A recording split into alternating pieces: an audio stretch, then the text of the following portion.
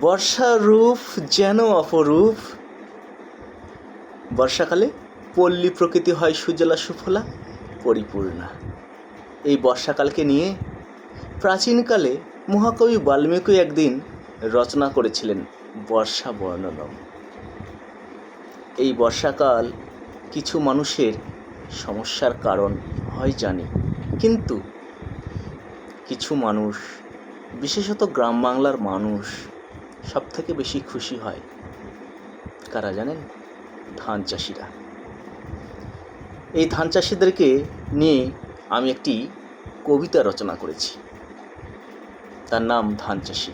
আপনারা অবশ্যই জানাবেন কেমন হয়েছে। বৃষ্টি পড়ে আশা জাগে কৃষকের মনে, ধান গাড়ার আনন্দে দিন তারা গণে। বর্ষার বৃষ্টি বিধাতার সৃষ্টি, মুখে হাসি ফোটে।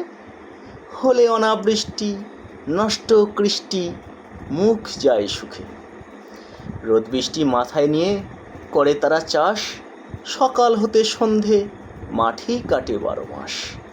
মাটির মানুষ তারা, মাটিরে ভালোবাসে, শত কষ্ট করেও তারা হাসে অনায়াসে। কষ্ট করে চাষ করে মাথার ঘাম পায়ে, হাড়ভাঙ্গা খাটুনি তাদের পান্তা ভাত খেয়ে। মোটা চাল মোটা ভাত তাদের প্রিয় খাবার, তাদের পরিশ্রমে হয় মঙ্গল দেশ দশ সবার। ধানের চারা বড় করে মাতৃস্নেহ দিয়ে, অফুরান সেই ভালোবাসা স্বপ্ন তাদের নিয়ে।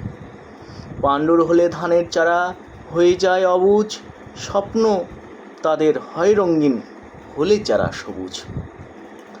সোনালি ধান সোনা রং মাঠে যখন ছড়ায়, নবান্নের উৎসব তখন জাগে পাড়ায় পাড়ায়। ধান পাকলে হাসি ফোটে চাষিদের মুখে, দু চোখ ভরে আনন্দে মন ভরে সুখে। থ্যাংক ইউ, ধন্যবাদ।